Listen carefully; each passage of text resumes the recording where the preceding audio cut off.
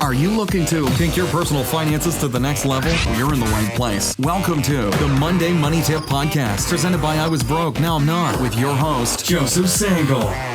Well, welcome to the Monday Money Tip Podcast, presented by Fully Funded Life. I am Joseph Sangle, and I am fired up to help you win with your money so you can live your fully funded life. I'm joined, as always, by my co-host, Megan Hibbert. Are you fired up today? Fired up. It's a Monday morning. It's Monday morning. Coffee, water. Yep. All the things. All the things. April 18th. And we are excited to bring another right now relevant tip. And, we're going to talk about a topic that whenever I show it, it is the topic that not only gets adults interested, but when I teach this stuff at schools, this is the one thing that gets their attention. Tell everybody what we're going to talk about today. Yes, so we're continuing our series called Money Lies. And so in this series, we're addressing common lies that we often tell ourselves. And we actually believe them with our heart, yet they are lies. So if we don't recognize that we'd exchange the truth for a lie, it can have devastating effects on our money journey and the ability to live a fully funded life. So today, the lie we're addressing is, I have plenty of time. Yes. And I like this Money Lies series. Me too. I have plenty of time is an amazing lie that we tell ourselves. Yep. I tell myself that when I get up and, I have 5 minutes to get ready and that I can get ready in 5 minutes. And the lie I tell myself is I have plenty of time. And I have gotten better at it as I've had kids, getting ready managing quicker. Expectations. No, getting ready really quick. We need to leave in 5 minutes. Okay, let's go. That's awesome. Yeah. Well, hey, before we go into that topic and that money lie, we are going to go to that ever popular segment of the show. You know what that is? Let's go. Now it's time to get caught up with our current money events. The Monday Money Tip Podcast is sponsored by the Fully Funded Life Membership Program. The Fully Funded Life Membership Program provides all you need to begin winning with money and live a fully funded life. Fully Funded Life includes 4 key components: courses, challenges, coaching, and community. Courses provide financial education. Challenges help you make massive progress in a specific money skill. Coaching is provided by the Fully Funded Life certified coaches through open office hours held multiple times each month. All of the courses, challenges, and coaching results in an outstanding community that help equip, motivate, and encourage you to take your next financial steps toward your fully funded life. Fully Funded Life, courses, challenges, coaching, community. All that's missing is you. Learn more and receive a special offer for Monday Money Tip listeners today at fullyfunded.life/MMT. That's www.fullyfunded.life/MMT. Well, today's current money event section is focused on the housing market. Bum, bum, bum. Bum, bum, bum. Here's my thoughts on the housing market. The median home sale price reached a record high of $365,000 in January 2022, according to Redfin.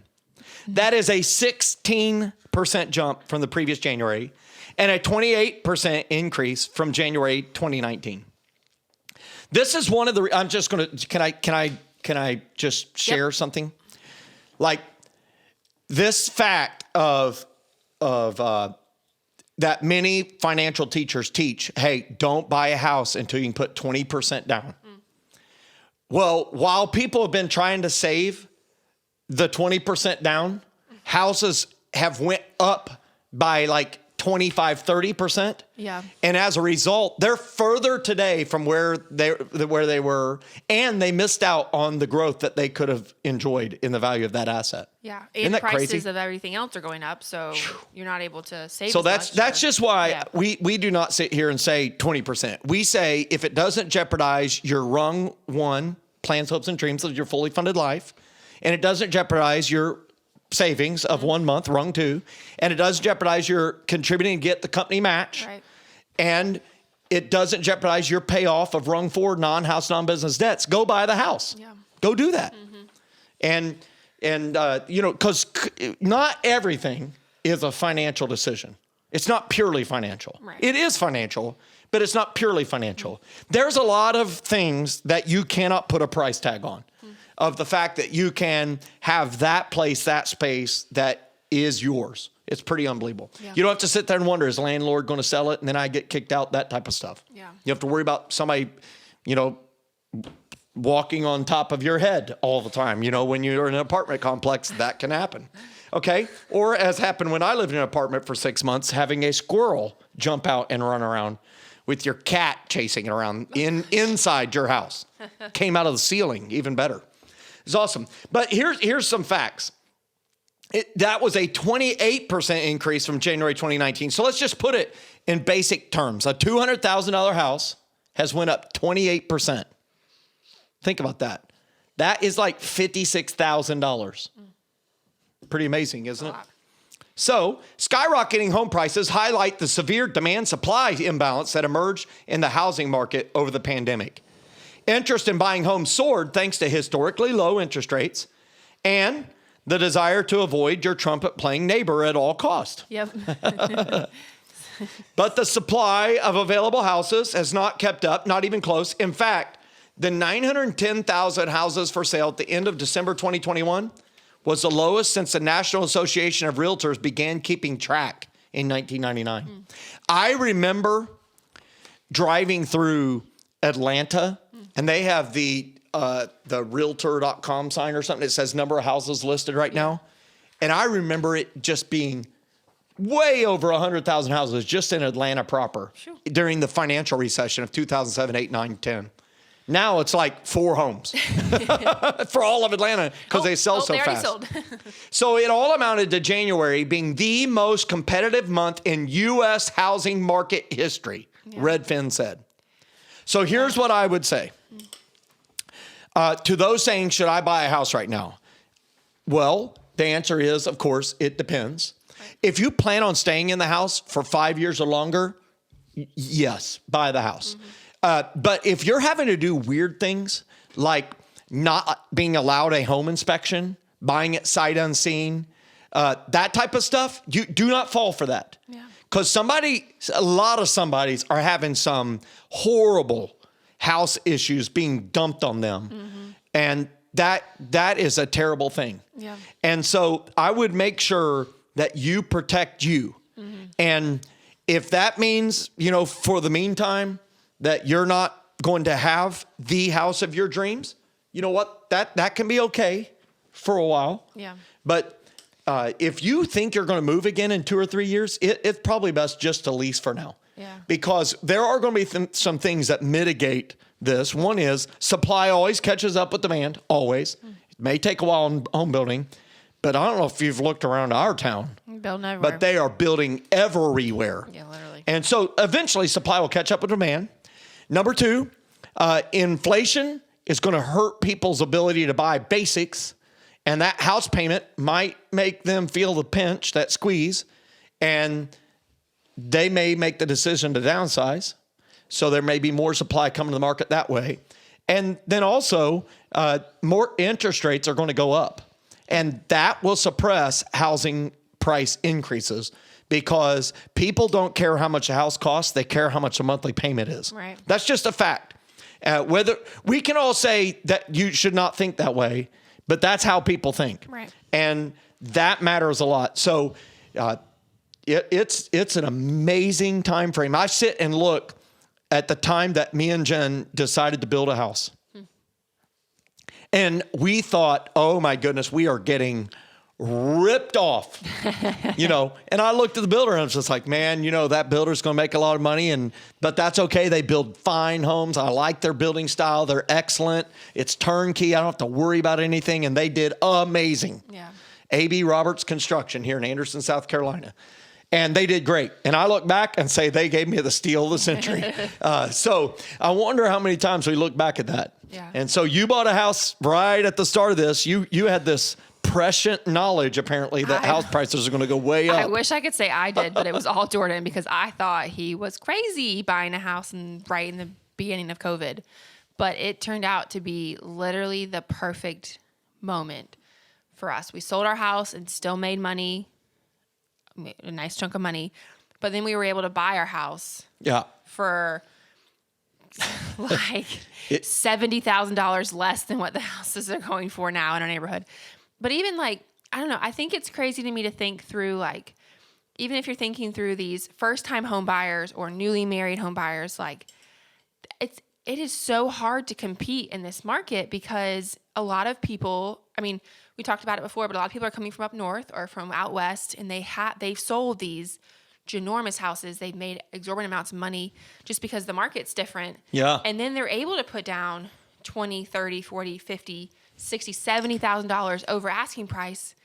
And you just can't compete with that. Like You can't. And so I hate that for like these new home buyers that are trying to get into the market and trying to get their first house, and those houses honestly are hard to find because no one wants to build them because they can build the big giant ones and make more money. So it's just, I don't know. I just think it's so interesting. Like we have some friends that are real estate agents and just like talking to them about it. It's just, I don't know. It's a wild time. And then people are, like you say, giving up like, oh, we don't need an inspection. We don't need this. We can pay that. We'll pay that. We'll pay this closing cost. And it's just like, huh? What? Why would Time you for do me that? to sell and go live in a Maytag refrigerator box for a while. So our like friend that's a real estate agent, he's like, I could make you a lot of money on your house right now. And I'm like, but where would we go? Yeah, exactly. Like and we're about to have twins, so I'm not moving. But like, it's just, I don't know. It's a wild time right now.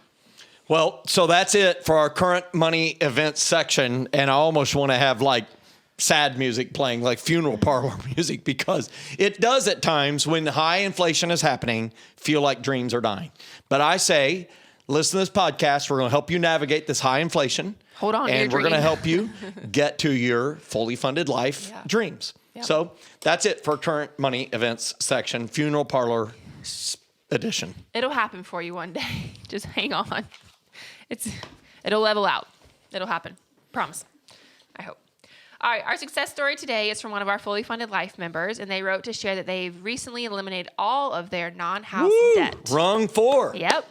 So they said, I have actually experienced the freedom of being debt-free of all non-household bills. I've started to invest in stocks for the first time in my life, and I've also paid an extra $1,000 to my mortgage. That's incredible. Those are 3 really big things. Woo. So they're kind of skipping some stuff somewhere around here. So they got rid of their non-house debt. That's rung 4. Yep. And they're definitely investing more. I don't know if they got to the 15%. They didn't say that's rung 6. Mm-hmm. I hope they built their savings to a minimum of 3 months worth of expenses. And they're paying extra on their mortgage, which is rung 7. Yeah. So I don't know if they're doing rung 6 and 7 at the same time. That's awesome. Yeah. But number one thing we know, they have made some excellent money decisions. Yeah. And they are on their way to a fully funded life. So, hey, that's the type of success that our fully funded life members are experiencing. We're fired up about that. Woo! What are you laughing? You want to go do like a lap or I'm something? ready. I'm ready to run laps right now. You're Pentecostal. Yeah, I'm Pentecostal. I like that. Get our fitness in while we worship. All right. So today we're talking about money lies. And so this is lies that you believe you've heard so much, but you tend to like absorb them and you believe in your heart that they're true, even though they are lies. So the lie that we're talking about today that can have some devastating effects on your money and your ability to live a fully funded life is, I have plenty of time. So first, let's talk about who's the procrastinator. So we're both procrastinators in different capacities, but what do you like to procrastinate on? Because we all like to procrastinate on something. My favorite thing to procrastinate on is anything that has a gas engine and needs repair in my barn. It's just, if you have small engines, they're going to mess up and they drive me crazy. Yeah. I just want them to start. So I procrastinate on that. I procrastinate on cleaning my chicken shed out because it's kind of nasty. But, what do you like to procrastinate on? I procrastinate on cleaning my house. There we go. It's Seems kind of pointless when you have a 2-3-year-old running around. It is funny because I tell people all the time, like before I had kids, I would go to people's houses that had kids and I'd be like, seriously, why can they not keep their house clean? Like, why is there stuff everywhere? Because you have a rolling tornado running through the house called your child. And then I had a child and I was dog. like, I understand. Does your dog Wow. retrieve things? Like carry a sock around in his mouth or anything? A tennis ball. A tennis ball. There you go. He Okay, actually well, can fit like 2 or 3 in his mouth. It's pretty impressive. So today the lie, I have plenty of time. So I've had a lot of friends in their 20s or maybe their 30s say they have plenty of time. So I'm going to go through and ask you a couple different questions about this topic. So what do you feel like, as we're starting to like hone this into one of the topics, specifically like investing? So I have a lot of friends that say they have plenty of time to start investing. So what do you feel like is the ideal time to start investing? As soon as you have full-time income. That's the ideal time. Obviously, I would love for parents to teach their kids a little bit of this in the household, but the time to get like after it is when you get full-time income. Yep. And then, so for said friends, what are some things that you could say to a friend, a coworker, a mentee to encourage them to start investing? Because you hear it a lot. So you hear somebody say, oh, I have plenty of time, I don't need to start investing. And you're like, well, I feel like anybody who has, especially those who went to college and went through I have no money periods, a lot of them do that. Like some of our friends went straight out of high school and started making decent money, and they got after some stuff. And here we are 4 years later, and we have a debt, student loan debt, credit card debt in my case, and haven't been able to go on any trips. And the car we're driving is a piece of junk. And it's like you've got this pent up, and I'm ready to buy some stuff. I'm ready to upgrade my life. And so you go spending money. Yeah. And so I would say the things that I would say to a coworker is, hey, come over here. Let me show you some numbers that I saw, and go through a retirement calculator or go through an investing calculator and say, hey, if we do this and this happens, this is where we're going to be. And say, it seems mythical, but there are some 40-year-olds and 50-year-olds here who are saying this is true. And bring them into the story. So I would say go get the 40 or 50 or 60-year-olds and let them come over and mentor, because you choose 4 of them, at least 2 of them are going to say, I wish I had started earlier. Yeah. And we're way behind. One of them is not going to have started yet and is going to have the look of panic and despair. Yeah. And one of them is going to be there with supreme confidence saying, we worked the same job, all 4 of us, but I did this early. So I would just say, I would bring some elders into the conversation. The elders, they have some wise things to share. Yeah. So what do you do with the people that haven't started saving for college or investing, who are in their 30s, 40s, maybe 50s, is a little bit older, but what are tips for them to be able to grow something quickly? Yeah. Well, here's the thing. Doesn't happen No. overnight. No. I love that statement you said, is how to get something growing quickly. So I get this question a lot in the financial learning experience. We use this great app called Slido, and it allows them to ask questions while I'm talking so that we can stop from time to time to answer the questions.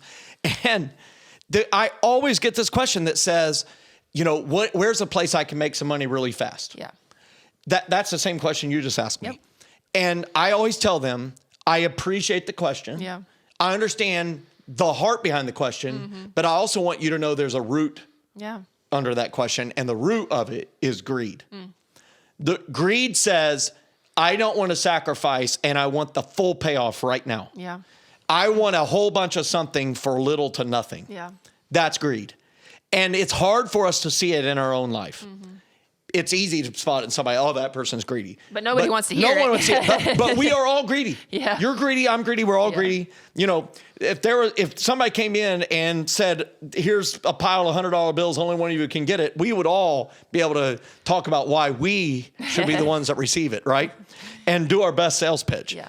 And that's an element of greed. So what I would say is, if you're a little older, don't rush to become wealthy overnight. Yeah. Because you will fall prey to one scam and scheme after another. Yeah. You are salesmen's dreams. I want you to be a salesman's nightmare, right? In that you're thinking through every decision and you're really evaluating what they're saying or selling to you. So here's what I would say to the 30 or 40-year-old who has not started, who feels way behind. I would tell you, this is why the ladder exists, the fully funded life ladder. Yeah. Go up the ladder in order and rapidly get done with rung 1, 2, 3, and 4. Rung 1 is write down your fully funded life plans, hopes, and dreams. What are they? So that you know your why. 2, get a month's worth of savings built up. 3, start getting the company match. Just do that right now. Set it up right now. And then 4, pay off all that non-house, non-business debt, the car, the truck, the student loans, the credit cards, the furniture, the ATV, all that, the boat, pay it all off. that frees up a bunch of money. Yeah. Because when we talk about rung 3, we're saying enough to get the company match or $100 a month, whichever is greater. Mm-hmm. Well, a 20-year-old can do $100 a month to start and get a long ways by the time they're 65. If you're 48, you need to be doing $1,000 a month. Yeah. And how do you get to $1,000 a month? Well, how much do you pay on a car payment, the truck payment, and the student loan payment, and the boat payment, and the UTV payment, and the I owe mom and dad payment? Yeah. Well, that adds up to $1,000 really fast for most households. That's how you get there. Yeah. I would just tell you, speed towards debt freedom so that you can start investing in huge, giant chunks. Yeah. You'll catch up real fast. Yeah. So ultimately, I mean, one of the things that we say is money is a journey, not a moment. So it's not you're going to wake up one morning and all of a sudden you're going to have $1 million in there. Like maybe that will happen to you. Like maybe you'll get an inheritance or maybe you'll win, I don't know, the lottery if you play. I don't know. You know, like those things may happen, but most of the time you're going to have to put in the work to get to these things. So in order to accomplish rung number 4 quickly, you're going to have to make sacrifices. But if you're in your 30s and your 40s and you're saying, oh no, I need to do something, like these steps can help you get there. And if you accomplish those really quick, then you're able to, you know, make progress. And so I think ultimately it's don't walk away with, oh no, it's too late, I don't have plenty of time, but walk away with, okay, here are the things that I can do today. I can start on this journey and I can make these things happen and work towards them and make progress towards that so that I'm not at 65 and don't have any money to retire on, you know, like, exactly. Or I haven't started investing or all these, you know, like you're able to make progress. So excellent. And so, you know, we really want to show and demonstrate the power of compound interest. And people say, I have plenty of time. And, you know, that's what 20 and 30-year-olds say. Some 40-year-olds say it.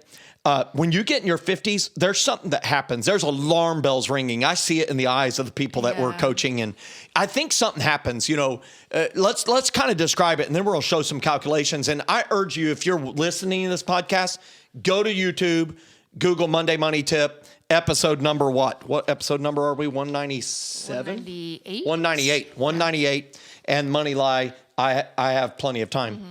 But here's what I would just say.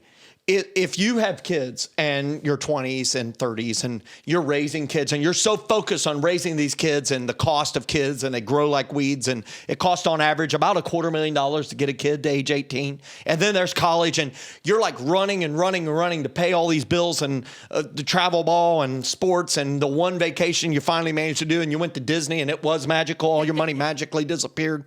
And all it's just, you wake up and you're 50. They're throwing a 50th birthday party, and I'm 2 years away. We better start planning now. 50. And you're like, you know what? I better get after this thing. And man, I see retirement like right in front of me. Yeah. And it causes this urgency. And let urgency drive you to excellent decision-making, not poor decision-making. And one of the ways to look at this is to look at compound interest.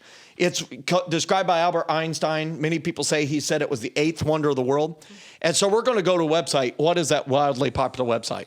I was broke, now I'm not. So we're going to go on the website. I'm going to demonstrate it here. You just click on tools here, click on saving and investing. And you can see this here. It pulls it up. And maybe we can go picture in picture here maybe. Yep. And how you doing there? And we're going to click on investment value calculator. Okay. Now it pulls up a very large of mine because I've zoomed in 300% here. It allows me to see it really good because I've got tired eyes. Don't mock me. 300%. Are you mocking me in my eyes? Hey, I have to wear contacts too. And so. let's say you're 45 years old, 47. That's my age right now as I'm recording this. I'll be 48. Lord willing, by the time this podcast releases. So, and you get 12% return. Now, the market has averaged about that. And when you figure in dividends since January 1, 1941, it's very close to 12%. And let's say you have 20 years, that's 240 months, and you invest $0 and you have $0 saved. How much will that be worth? If you invest $0 and you have $0 and you continue to invest $0, how much will you have at 12% growth in 20 years? Zero. So 0 is the only number that when multiplied and against anything is still 0. So I just wanted to prove that. It's kind of funny, isn't it? In my head, I'm like, you're like, what is he doing?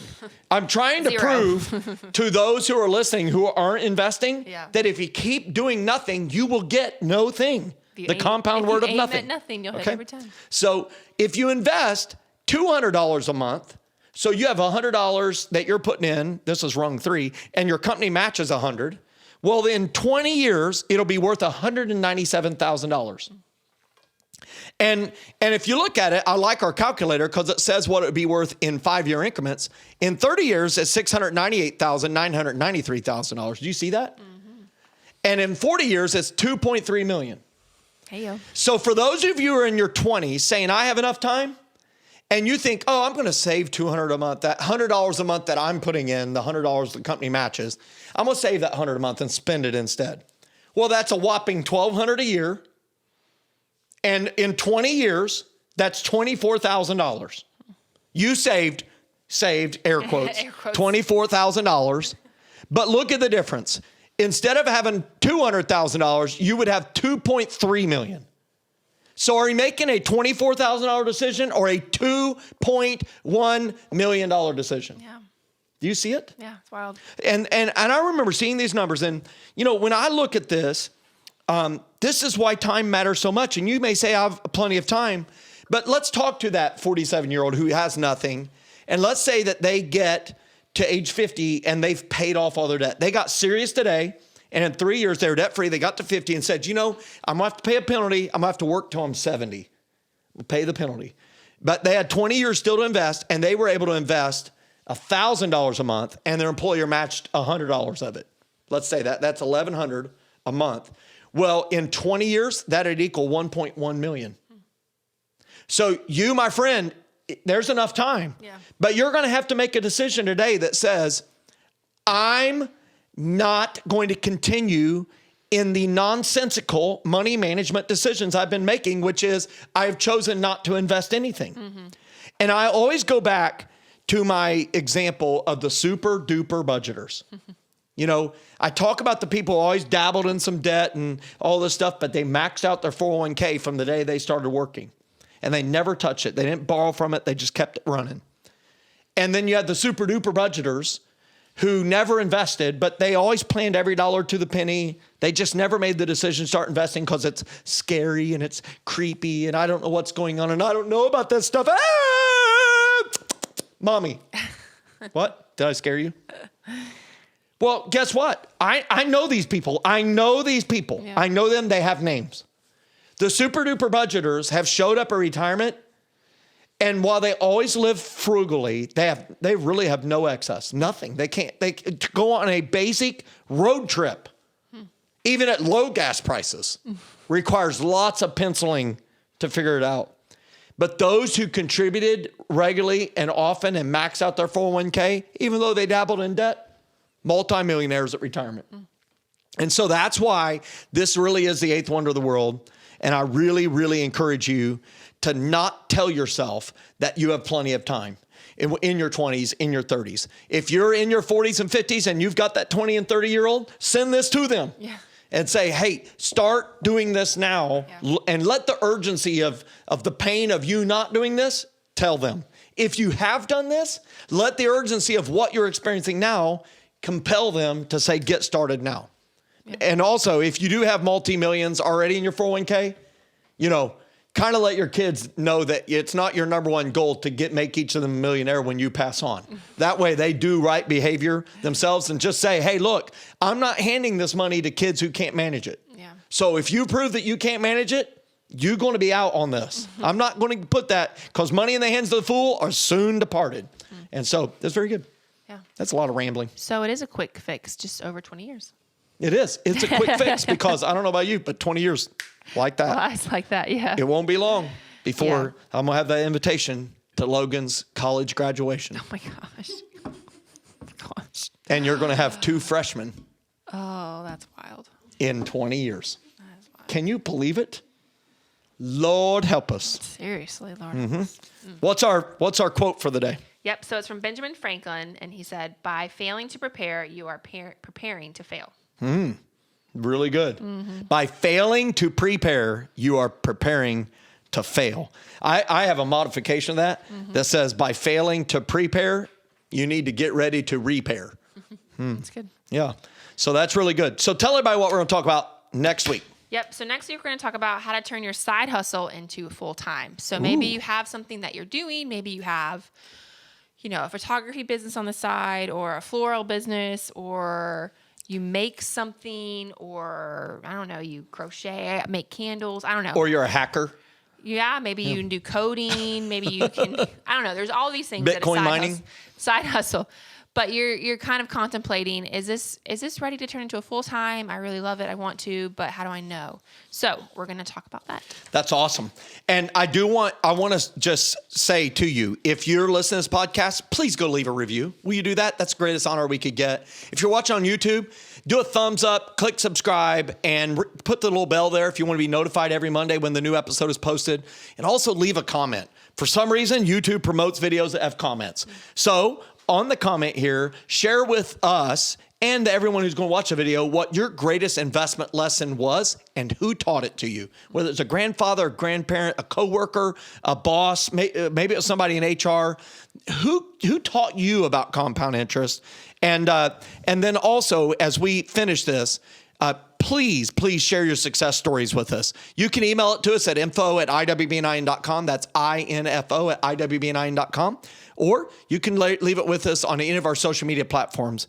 And as we wrap it up this week, right now, are you contributing enough to get your company match? If not, press end, go straight to human resources, or log into your payroll management service. Make sure you're contributing enough to get the full company match. It's free money. And no one comes in and speaks with us and says, man, I really regret contributing a bunch to my retirement account. We get a lot of people saying, I regret not. Make sure you're in the I have contributed a ton and I am living a fully funded life to and through retirement. Have a great week, everybody. Thanks so much for listening to this episode of the Monday Money Tip Podcast, presented by I Was Broke, Now I'm Not. If you enjoyed today's episode, please leave a review and subscribe. And for more great content and to stay up to date, visit iwbnin.com. We'll catch you next time.